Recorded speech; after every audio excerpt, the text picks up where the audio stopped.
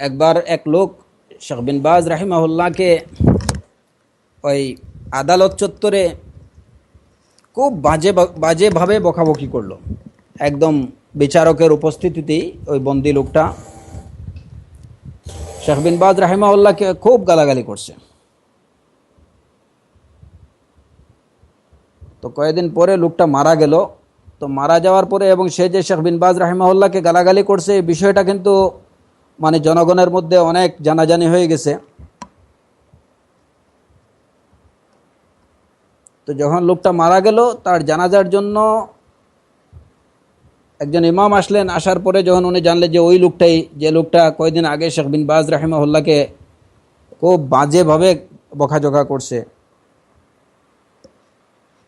তখন উনি তার জানাজা পড়ানো থেকে বিরত থাকলেন।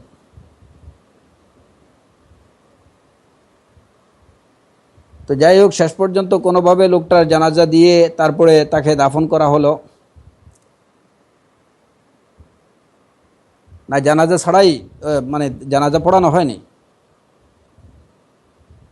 জানাজা ছাড়াই ওই লোকটাকে দাফন করা হয়েছে। মানে কেউ যে শেখ বিন বাজ রাহিমাহুল্লাহকে গালিগালাজ করছে এর জানাজা আবার কি?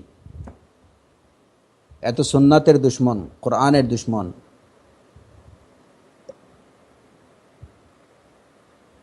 শেখ বিন বাজ রাহিমাহুল্লাহ যখন এই খবর পাইছেন তখন তিনি তার ড্রাইভারকে বলছেন যে আমাকে ওই কবরের কাছে নিয়ে চলো।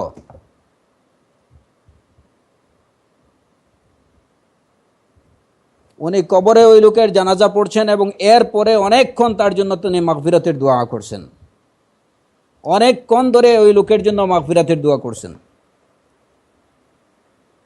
এই ঘটনাটা তার কানেও পৌঁছেছে যে তাকে ওই লোকটা খুব বাজেভাবে বকাঝকা করছে এবং সেটা জনসমক্ষে। এরপরেও তিনি তার কবরে গিয়ে কবরে জানাজা পড়ছেন, তার জন্য মাগফিরাতের দোয়া অনেকক্ষণ ধরে আল্লাহ সুবহানাহু ওয়া তাআলার কাছে তার জন্য মাগফিরাত কামনা করছেন।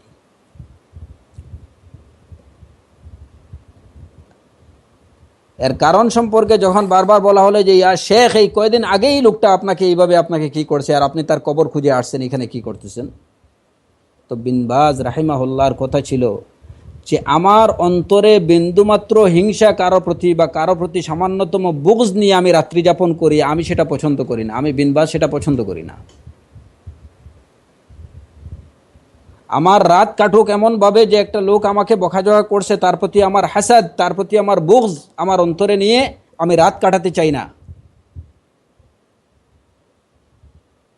আমি চাই কলবে সালিম নিয়ে আল্লাহ রাব্বুল আলামিনের সামনে হাজির হতে। ওমা ইউলাক্কাহা ইল্লাল্লাযীনা সাবারু ওমা ইউলাক্কাহা ইল্লা যু হাজ্জিন আযীম। এই কাজটা কয়জন করতে পারে? শেখ বিন বাজ রাহিমাহুল্লাহ উনি চাইলেন যে উনি আল্লাহর দরবারে হাজির হবেন।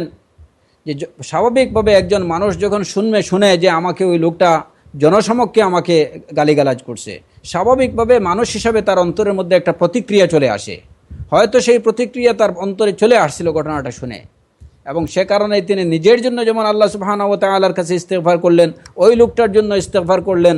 তার অন্তরকে তিনি একদম ফুল ফ্রি তিনি করছেন, যাতে তার অন্তরের মধ্যে কারোর প্রতি কোনো ধরনের বিদ্বেষ, কোনো ধরনের অসন্তোষ, কারোর প্রতি কোনো হিংসা তার মনের মধ্যে না থাকে এবং তিনি কলবে সালিম নিয়ে আল্লাহ আজ্জা ওয়া জাল্লার সামনে হাজির হতে পারেন। ইল্লা মান আতাল্লাহা বিকলবিন সালিম। এই ছিল আমাদের উলামায়ে কেরামদের কোরআন এবং সুন্নাতের অনুসরণের নমুনা তাদের মধ্যে ছিল। এরাই ছিলেন উলামায়ে হাক্কানি, এরাই ছিলেন উলামা রব্বানি।